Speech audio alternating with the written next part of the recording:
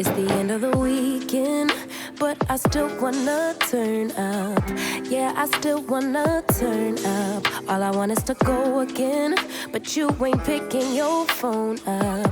Why you messing my head up? Any night, any day, let me take you away. All I need is just saying yeah, yeah, yeah, yeah. Better nights, better days, when you're here with me, babe. 'Cause you're all that I crave, so I wonder, where are you? Don't hide away from me when I need you most. We got love guaranteed, and I have to know, say, where are you? Don't be so hard to reach, just pick up your phone. Tell me where you'll be, 'cause I gotta know. Let me know when you're ready, 'cause I made reservations. Too many invitations, and the last night was heavy. I need communication. Tell me where's your location. Used to talk 24/7, every other second, just to make sure we were up to date. Now it's closer to 11, and I ain't hearing nothing. I just need to know that you're okay. Where are you, baby? Don't hide away from me when I need you most. We got love guaranteed, and I have to know, say, where are you? Don't be so hard to reach, just pick up your phone. Tell me where you'll be, 'cause I gotta know. Any night, any day, let me take you away. All I need is you saying yeah, yeah, yeah. Better nights, better days, when you're here with me, babe. Hi guys. So it's Friday and I decided to do my hair today finally. So I didn't wash much because I had washed it actually about a week and a half ago. So I just needed to give it like a little quick rinse, but I used the Head and Shoulders. Let me show you. Decided to just do one round of shampoo with this. It's called Head and Shoulders, just for dandruff protection. Because sometimes I feel like I get really itchy when I use the locking gel. So decided to just use one round of this. Otherwise, the hair was actually clean. It's just that I thought before I actually go ahead with the gel, I make sure that my scalp is clean. So as you've noticed, I usually dry my hair with this lasso. We call it lasso. We have it in East Africa. I don't know in your country what you call it. I prefer to use lasso because I feel like towels can be a little rough on the hair. But if you don't have, so lasso is basically just like a cotton fabric, almost like a heavy bed sheet. If you're watching if you're my audience watching, you're not watching from Kenya. So if you don't have a leso or a kanga, you can actually just use like a t-shirt. So anything cotton is good enough for the hair. I find like if you use the towels, I feel like they just make the hair rough. So I feel like the cotton fabric is much gentler on the hair. And yeah, so the plan of the evening is that I'll sit down, go ahead and look. Let me show you the products I use. So this is for my scalp, island oil. Let me show you. I don't know whether you guys can see. It's Jamaican mango and lime. That's the name of the brand. And it's called island oil. It has moringa seed oil and manuka honey. Usually I will, this is for the scalp, just for oiling the scalp. Usually I will go in and twist the locks using this locking gel. It's also Jamaican mango and lime with moringa seed oil and manuka honey. It's the same. But this time I got something else. Let me show you. Guys, I was looking for it and it's right here. So this time I got these styling dreads molding gel wax. So I used to use this a long time ago, but I stopped. But because I don't know why I used to feel like it would give my hair build up. But I've also noticed that if I use this gel rather than the wax, the gel does not the twist does not stay long, like it's not very durable, it doesn't last too long. So I want to, because I'm trying to have less manipulation with my hair, I want to try and do a little bit of wax and a little bit of gel, combine both and see the results and see whether that will make the twist outs last longer. And if it works, then that's fine, because I'm only trying to twist my hair. I'm only trying to retwist my hair or retouch my hair once every 2 months. Obviously, in between, I'll make sure that I do my shampooing, take care of the scalp, but the actual manipulation of the hair, like the twisting of the hair, I just want to do it once every 2 months, and then maybe once every 6 months, I'll go in and do the crochet locking, because I feel like that also helps, the growth lock faster. So I hear Love is Blind is out. So I think I'll go and watch Love is Blind as I twist my hair. It's Friday evening, so we'll, just have a relaxed evening. So yeah. Where are you? Where are you? Where are you? Where are you? It's the end of the weekend, but I still wanna turn up. Yeah, I still wanna turn up. All I want is to go again, but you ain't picking your phone up. Why you messing my head up? Any night, any day, let me take you away. All I need is just saying yeah, yeah, yeah, yeah. Better nights, better days, when you're here with me, babe. 'Cause you're all that I crave, so I wonder, where are you? Where are you? Where are you?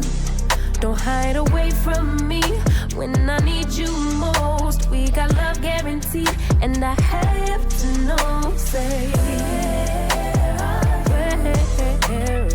Where are you? Don't be so hard to reach, just pick. Good morning. It's Saturday. The last time I talked to you guys was yesterday when I was washing my hair. I washed my hair, sat down to do it, to twist it, sat down to twist it. That took a really long time. Honestly, it really took a long time. I think I was twisting it for like 5 hours. But also, I was also doing it really slow. I had breaks in between. Excuse me, it's my morning voice.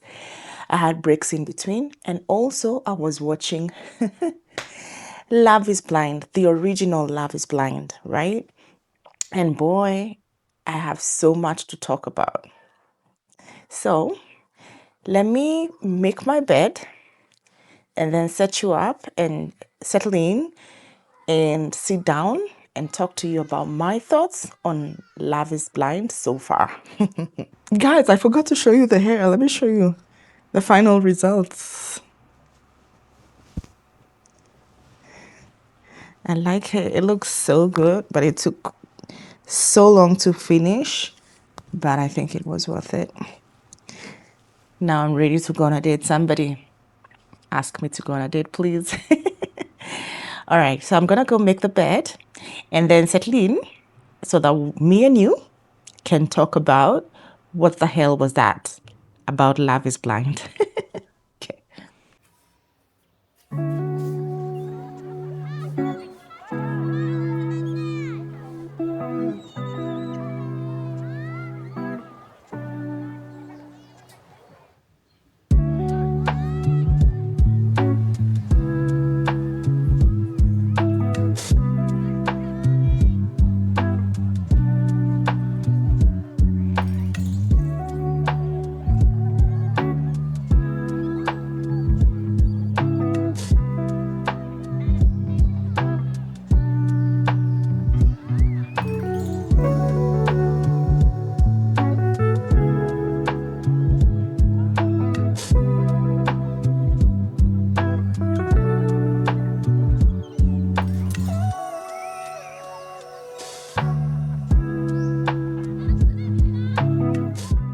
It's way after I had breakfast. I enjoyed my breakfast, but then I started feeling a little sluggish, so I kind of took time to chill.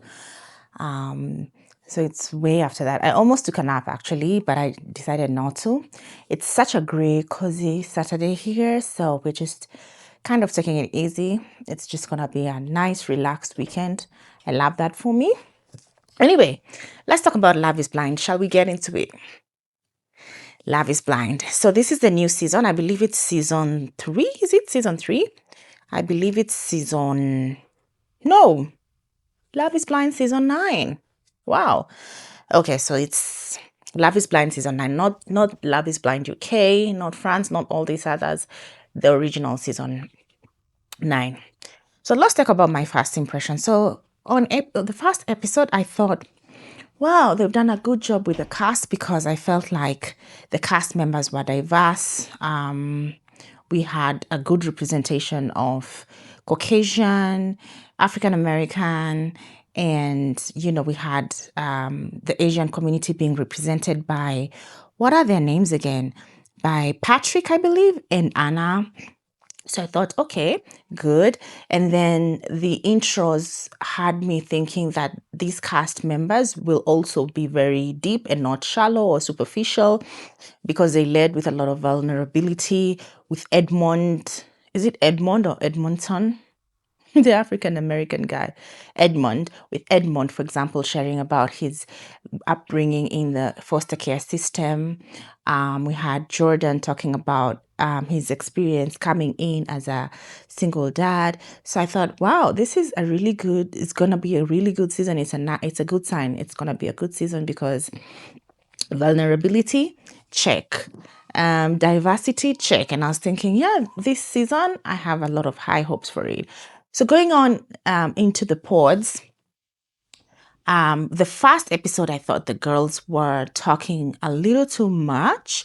I don't know whether that's just how it was edited, but I kept on feeling that the ladies were more open, giving out a bit too much, which is not my usual preference.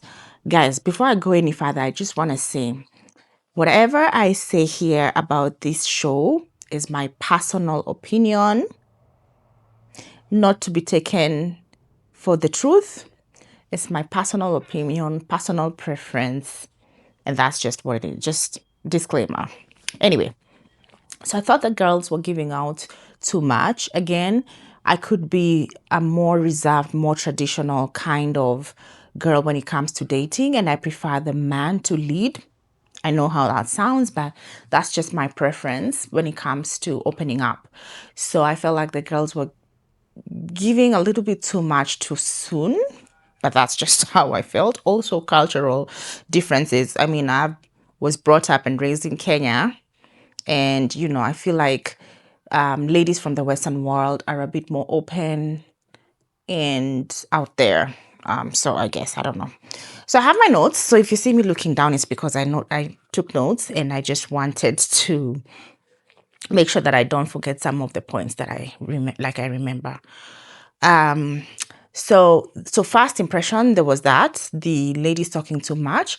And then as soon as we got to like episode 2 or 3, I can't remember, I was like, what the hell is going on? The level of ghosting, the amount of ghosting going on in this show, to me, that's really, really immature, honestly speaking. If you've made a connection with somebody, okay, I think the first one we had ghosting was from Anna. And this is after they made a really good, deep connection with Patrick. And I thought that was really mature. Now, I understand everybody might have their own explanations about why they choose to make the decisions that they do within the show. Being on TV obviously is not easy, but my opinion is that you know what you signed up for, and this calls to have a lot of maturity. So if you decide to just not continue with the experiment, which you have every right to, I feel like it would be emotionally mature of you to be able to just have a conversation with the other person. I know some people might say, oh, you owe nobody anything, but this is a social experiment. And for it to work, there's two parties to it. And I think it's just polite, courteous, and very emotionally mature to just be able to say, hey, listen, I don't want to be part of this anymore. So I'm gonna go ahead and leave. But that said, if that were to happen, then I think you know, we wouldn't have good views. I don't know. I really don't know. But I thought this whole ghosting situation, like, you can handle it better. Like, you don't have to just up and leave. You can have a conversation or even leave like a message with the producers, which I don't know, maybe that happened. I don't know. We'll see. So that took me aback a little bit, and I was like, what? So there was Anna who left, and then there was Blake who ghosted Megan. I don't know. It was just weird. Okay, so let's get into the couple. So I've watched all the way until where they have gone to Mexico. So I think the other episodes are coming up. I think that is up to episode, I'll write it somewhere here because I can't remember it top of mind. So that's up to the episode that they do the reveals and then they go to Mexico. Now let's take the couples one by one. So there's Edmund. Why do I keep calling him Edmonton? Edmund and Kalybriah. Gosh, I might be massacring this. I might be just killing these names, but just forgive me. So Edmund and KB, let's just call her KB. So first impressions of Edmund was, what the hell?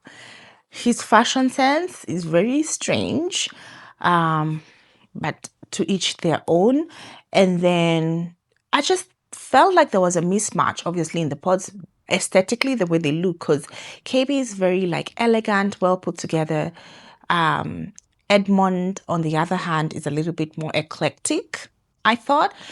But I think what really tickled me is the scene. It's the scene where Edmund was on the floor, face down, like tummy down, face flat, and he had his tongue out licking the floor. And that to me was like, what is going on? What the actual hell is going on with this guy? And then the way they edited it, because after they showed that frame or clip of him licking the floor, they cut straight to KB talking about, oh, what a king he is. She's found her match and all these things. And I was like, what the hell? And I remember she had said she also wants like not a masculine man, but an alpha male. And in my head, I was thinking, KB is definitely not your alpha male. So at that point, really, all I could think about is that there's definitely a mismatch there in energies. And then as they continue to talk in the pods, and at one point, Edmund broke down and cried, and the way she stepped in initially might kind of feel like sweet, but in my opinion, I feel like this is just their childhood traumas really just showing up. He definitely is missing, Edmund that is definitely missing the love that he did not get growing up from his mother. And she obviously is so used to fixing stuff, so she feels like she can fix it.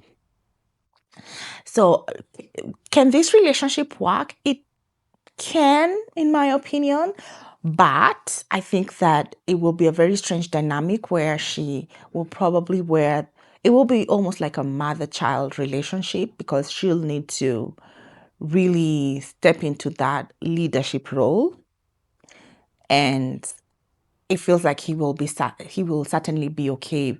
He will definitely be okay to be led. So this was in the pause, and then the reveal was okay. It wasn't as awkward as I thought it would be.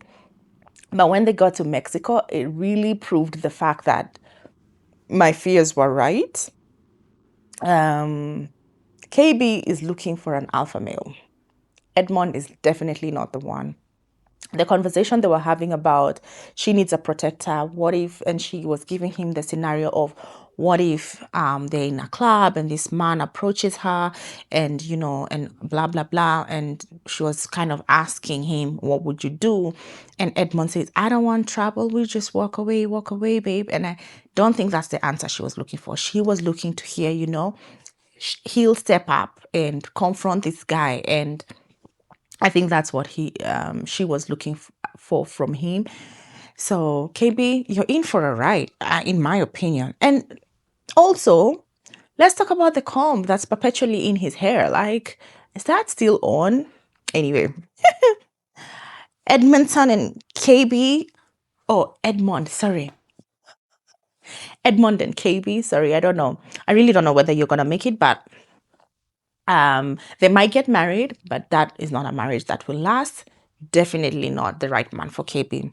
Then there is Jordan, the single dad, and Megan, the Miss Independent Rich Girl, and Mike. So a whole triangle. I think Mike is the real estate agent, but Mike and Megan look like they're both financially stable, or financially independent, while and Megan is torn in between the three of them. Oh, by the way, Megan was also ghosted by Blake. So number one for Megan earlier on in the show was Blake.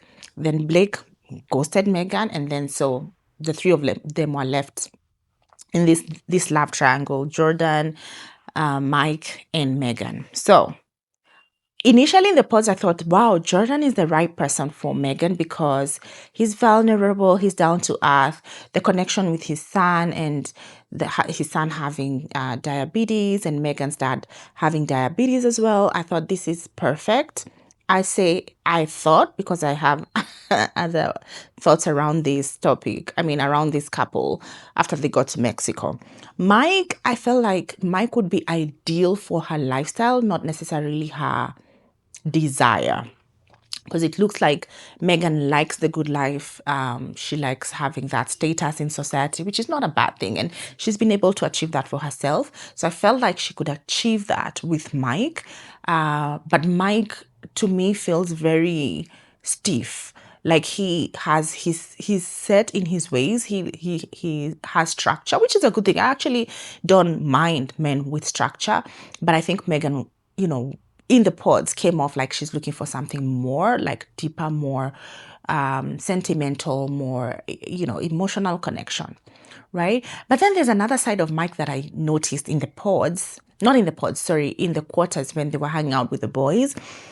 There's some comments that he made that made me feel like he could be a player. I noticed in the pods, not in the pods, sorry, in the quarters when they were hanging out with the boys. There's some comments that he made that made me feel like he could be a player, or he could be using his status, like his well-established financial status, to attract girls. So for example, when he was very cocky when he was talking about the way he has a lady friend who has a boyfriend, but the lady friend still comes to hang out with him at the jacuzzi, and it's, I don't know how I feel about that. I feel like he's a playboy. He also confessed to Megan in the pods that he actually is still friends with his exes. As a lady, I don't know how I feel about that. So at that point, I feel like Mike is not the right person for Jordan, but I don't know whether Mike is not the right person for Megan, but I don't know whether Megan is actually ready to be with someone like Jordan. You get it? Okay. Fast forward, they match They get engaged. Megan gets engaged with Jordan. The reveal was amazing. Then they get to Mexico, and what the hell? Jordan is acting all crazy together with this other guy, Joe. Like, that was really crazy to me. Drinking a lot. I don't know. I really don't know how this is gonna go, but I think I honestly don't know. I don't know whether it's the excitement to a lifestyle that he's not exposed to. This is Jordan. But Megan, you can still see that Megan still fancies him. But Jordan, if you don't fix your attitude, it's going to go left real quick. And I know at some point in the show, Mike is going to show up. And I feel like Meg is going to feel like she made the wrong decision. Those are just my thoughts so far. And then let's move on to Ali and Anton. Ali ni Panini. Okay, so this was the first couple to get engaged on the show. The conversations in the pods were looking great. You know, perfect match, perfect looking couple.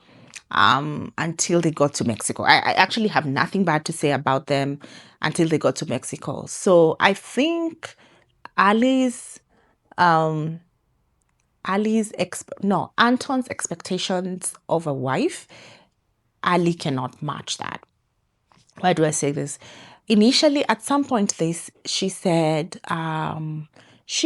that she almost implied like she wants, like something that made, what was it about? They were talking about her ring, and Anton was saying the ring was $5,000. And she said, oh, she was expecting it to be $10,000. And Anton was saying, oh, if you're expecting that, then you're in the wrong person.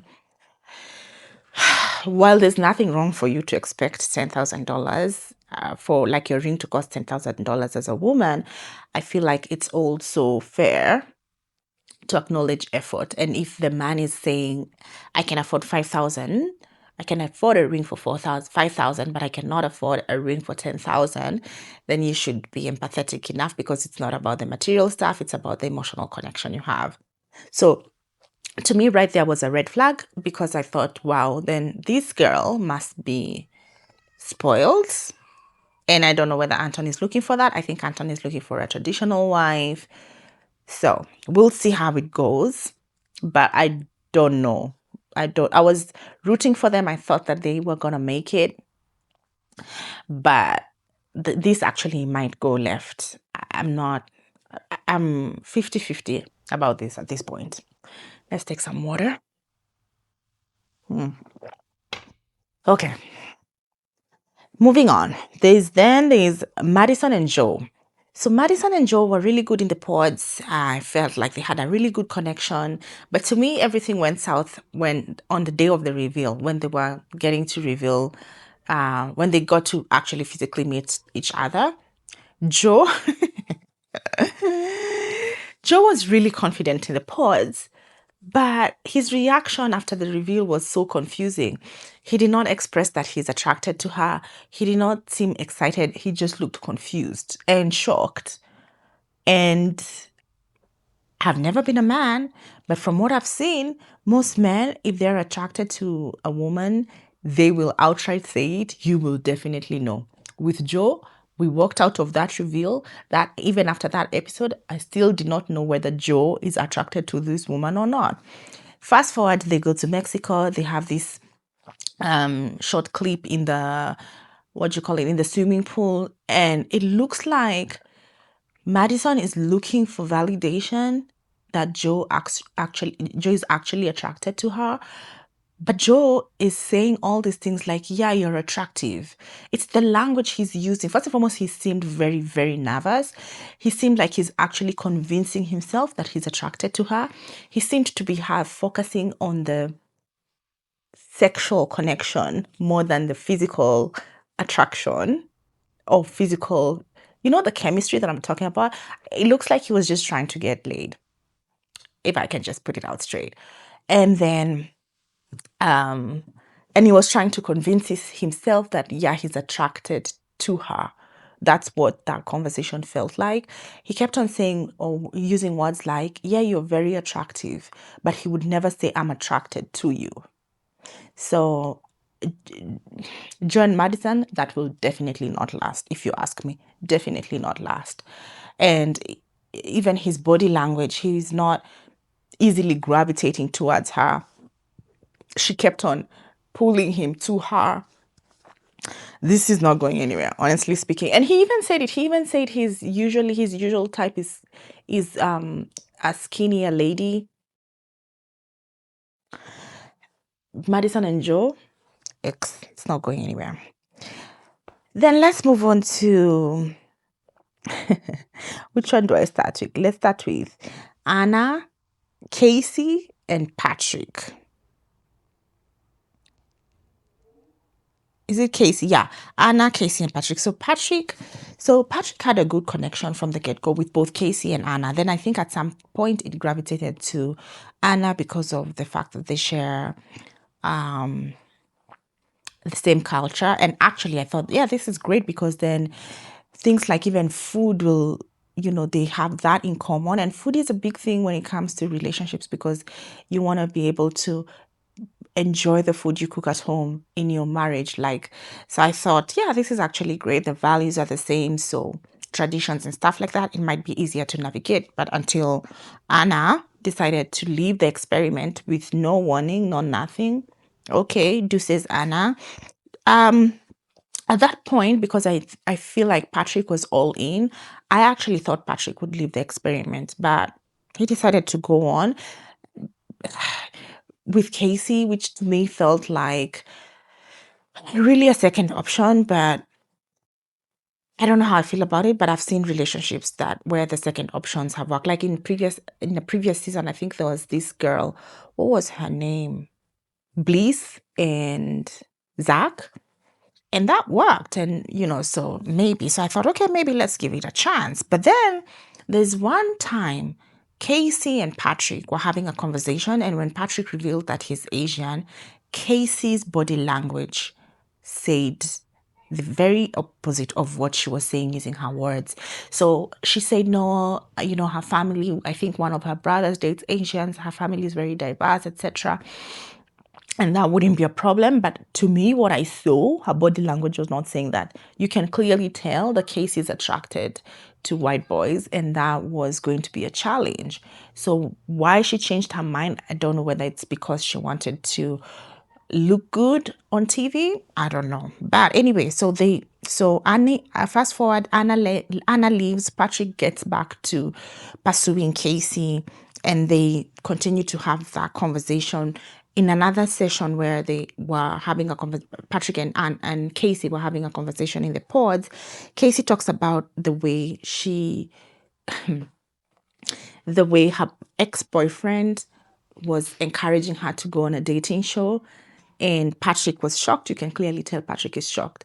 Just that conversation alone made me feel like Kacie is still in love with her ex and definitely not attracted to Patrick. So fast forward and up to the episode where they're supposed to, just before they go to Mexico, and obviously Kacie dips and keeps telling Patrick, no, it's not about him, it's not the level of attraction, and she kisses him and is all over him, which was so confusing because if it's not the attraction, then why are you leaving? But then she had an interview with the production crew, and said she doesn't think that her attraction towards him will grow. Kacie, you're a red flag.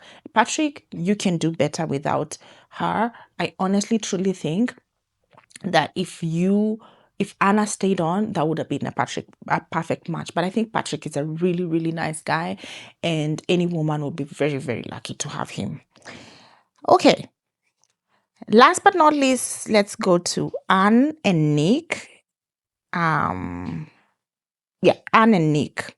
And then with this couple, there was also Brendan. Is his name Brendan? Yeah. So it's a love triangle. Anne, Nick, and Brendan. So Anne. Okay, so there's Anne, Nick, Brendan, and Kate. So it was a square, not a triangle. So Nick initially was feeling Kate, And then Anne and Brendan were having really good, deep conversations. I feel like it was a slow burn. And so Nick and Kate were almost gonna go get engaged. And then Nick at some point says the L word to Kate. And then Kate does not reciprocate. She doesn't say, I love you back.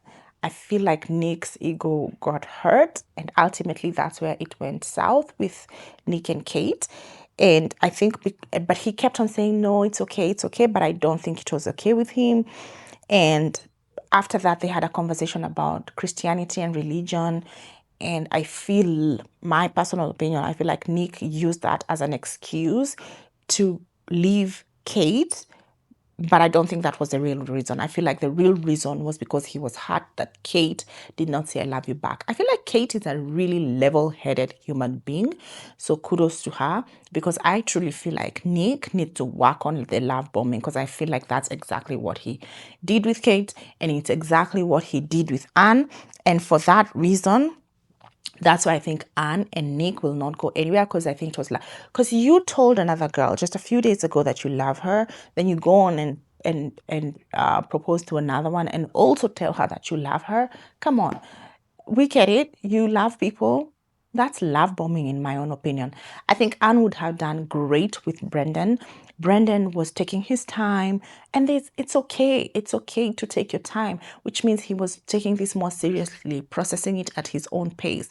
And I think, honestly speaking, Brendan and Anne should have ended up together. Brendan fought for her, even at the point where Brendan knew that Nick is about to propose. He gave it a last shot to go and try and get Anne back. But Anne, you're being love bombed by Nick. I think the right person for you is Brendan. Anyway, so that's just what I feel. That's my 2 cents on Love is Blind. I can't wait to see how everything else unfolds. I can't wait to see who goes to the altar and actually go through with getting married. I can't wait to see that. I don't know.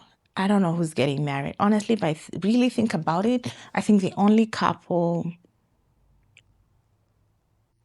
who have a chance, Edmund and Kalybriah might get married, but the marriage will not last. They might get married, but at the reunion, it might be drama.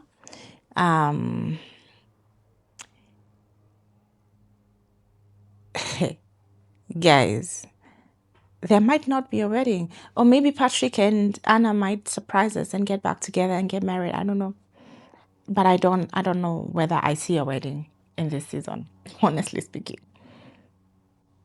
Anyway, I guess time will tell. So that's just my 2 cents, guys. So as I say, this weekend is just chill. I will just take some time and relax. And I guess I will be ending the vlog here. But thanks for hanging out if you've watched the vlog from beginning to end. Also, let me know, have you watched Love is Blind? Do you watch Love is Blind?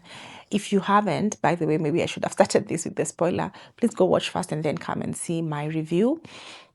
But yeah, tell me what you think about Love is Blind. Which couples do you think will make it to the altar and actually go through with getting married and staying married all the way to the reunion? I'm curious about that. So tell me in the comment section what you think about that. And yeah, and I guess I'll see you guys next week. Thanks for hanging out. Bye.